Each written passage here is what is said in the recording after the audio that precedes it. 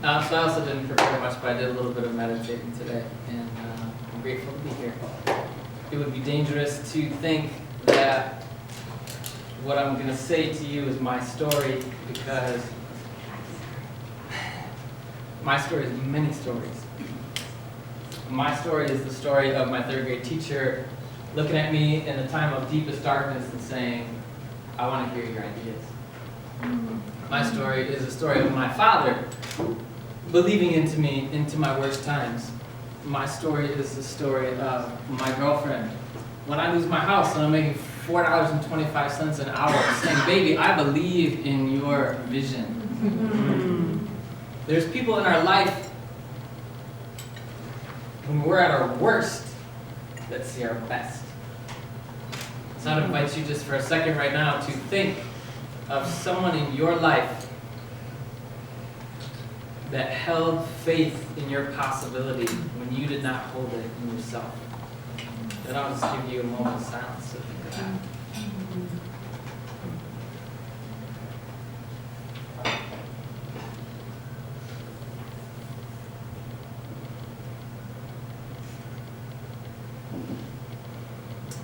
And we can hold these true in the sense of how our culture pushes toward ways of revering the one person.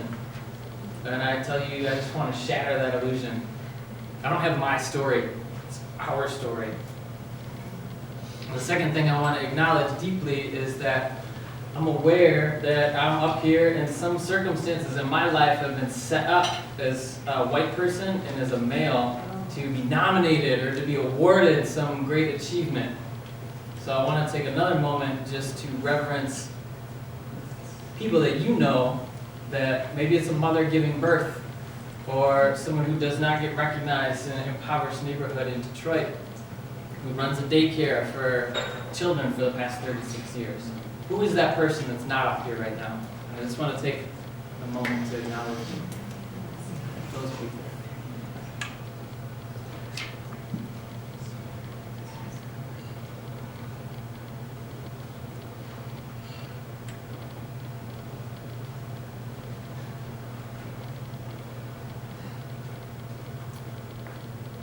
Like all of us, we have a particular enchantment on our lives, something special, some kind of gift that's given to us. And our quest in our life is to discover what is that and how do we release it to the benefit of all.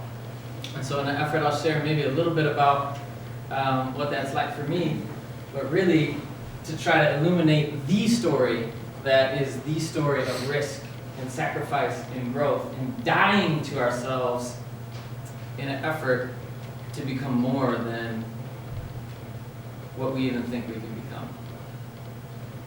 Here's how I think it starts. And as I tell this, I would just encourage you to think about this in your own life. How I think it starts. We're born and we encounter some kind of heartbreak.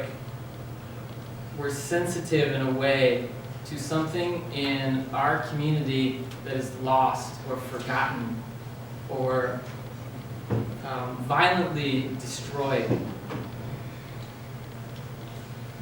And for me, that's the oppression of childhood. And that happened when I was a child. And thank God I had this teacher, Mr. Hill, in third grade, who looked me in the eyes and really believed that I had value in my darkest thoughts moments. And then the mythology of the comic book happened upon me and some neighborhood group of friends. And me as a shy little child discovered myself and my superpowers as the white tiger. So I was able to achieve a strength, and I was able to surprise myself with something that I didn't even know that I was.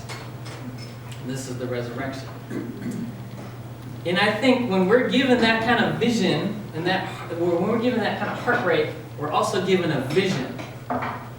And what we've heard it called the wounded healer. That our deepest wound is actually the gift that we give out to others. Call it whatever you want.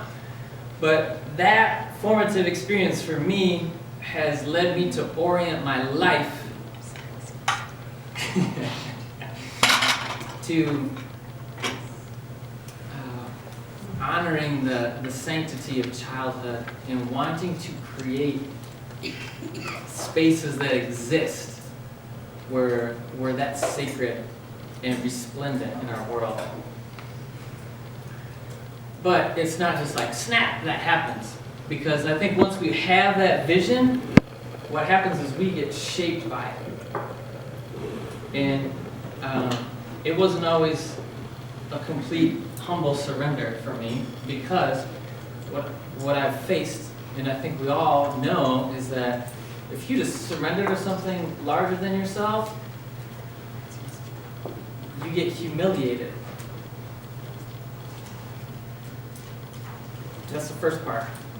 Here's how you get humiliated. Hide. You hide from the vision. It's not possible. It's not good enough. Oh, it's not going to work. This precious thing that is so true, afraid of rejection. If one person says, oh, that's weird, it's done. So in high school, it was 2 years for me. Going to my locker, eating lunch out of my locker. I didn't want to be in touch with anybody. Thank God I was in a retreat. God found me. The shores of Lake Erie. You should be a clown. That's what you should do. Your response to oppression is to go play. You can dismantle all social structures. Sometimes God also talks like this. So the second thing that happens is surprise. And I'll come back to humiliation and surprise. And I want somebody to just check. Give me a check at a time. 1 minute. Not too long. 1 minute. 1 minute. Got it. Okay.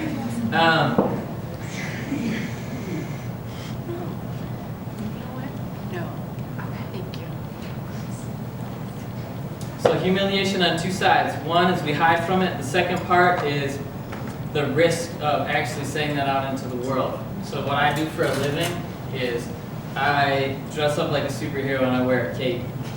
And how many adults want to laugh? Sure. How many kids have even laughed at me? Yeah. But what I'm looking at is how to become different and vulnerable so that other people can be invited into that same thing. And this quest and surprise has led me to Indian Reservation to do work. It's led me to Interfaith Center to work with Franciscans.